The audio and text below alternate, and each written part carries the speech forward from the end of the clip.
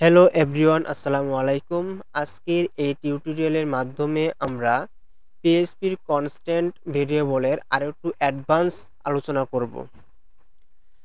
পিএইচপির constant ভেরিয়েবলের advance আলোচনা করার ক্ষেত্রে আমরা প্রথমে একটি ভেরিয়েবল তৈরি করব।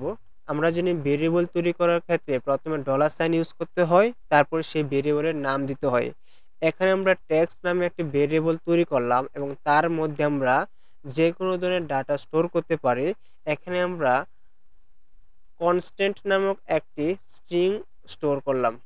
ওকে, কনস্ট্যান্ট নামক একটা স্ট্রিং এই টেক্সট ভেরিয়েবলের মধ্যে স্টোর করলাম। স্টোর করার পর তাকে আমরা টার্মিনেট করলাম। টার্মিনেট করার পর এখন যদি আমরা এই ভেরিয়েবলটিকে ব্রাউজারে শো করতে চাই তাহলে ইকো স্টেটমেন্ট ইউজ করতে হবে। এখানে আমরা ইকো স্টেটমেন্টের পর আমাদের কাঙ্ক্ষিত ভেরিয়েবলটি এখানে টাইপ করলাম, দেন আমরা সেটাকে টার্মিনেট করলাম। এখন যদি আমরা ফাইলটিকে সেভ করি, সেভ করার পর ব্রাউজারে একটি রিফ্রেশ দিয়ে তাই দেখতে পারবো কনস্ট্যান্ট। এই কনস্ট্যান্ট হলো টেক্সট নামক ভেরিয়েবলের মধ্যে স্টোর করা ডাটা। যেহেতু আমরা এই ভেরিয়েবলটি আমরা এখানে ইকো করলাম, এই জন্য ব্রাউজারে এই টেক্সট নামক ভেরিয়েবলের ডাটাটি শো করতেছে। ওকে, আমরা চাইলে ইকো স্টেটমেন্টের মাধ্যমে ভেরিয়েবলের আগে কোনো একটা স্ট্রিং ব্রাউজারে শো করতে পারি। তার জন্য প্রথমে যে কাজটি করতে হবে তা হলো এখানে ডাবল কোটেশন ইউজ করতে হবে। এখানে ডাবল কোটেশন বা সিঙ্গেল কোটেশন যে কোনো কোটেশন ইউজ করা যায়। এখানে আমি ডাবল কোটেশন ইউজ করলাম এবং স্ট্রিং হিসেবে এখানে ইউজ করলাম ইউর নেম ইজ, তারপরে কোলন। ওকে, এটা যেহেতু পুরোটাই একটা স্ট্রিং আর এটা একটা ভেরিয়েবল, আমরা জানি কোনো একটা স্ট্রিংকে কোনো একটা ভেরিয়েবলের সাথে যুক্ত করতে হলে তাদের মাঝে একটি কনক্যাটিনেশন অপারেটর ইউজ করতে হয়। এখানে আমরা একটা কনক্যাটিনেশন অপারেটর ইউজ করলাম। এখন যদি আমরা ফাইলটিকে সেভ করি এবং ব্রাউজারে একটা রিফ্রেশ করি তাহলে দেখতে পারো ইউর নেম ইজ কনস্ট্যান্ট।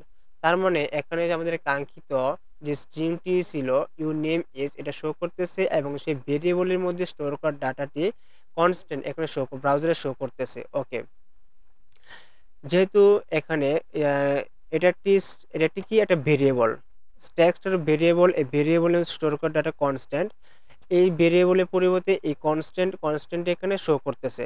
আমরা চাইলে এখন আমরা এই কনস্ট্যান্টকে কপি করে এই ভেরিয়েবলের জায়গায় আমরা পেস্ট করতে পারি। পেস্ট করার পর এখন আমরা চাইলে কনস্ট্যান্ট পরে প্যারেন্থেসিস ইউজ করে একটি ফাংশন তৈরি করতে পারি। তাহলে এটা একটি কনস্ট্যান্ট ফাংশন তৈরি হয়ে গেল।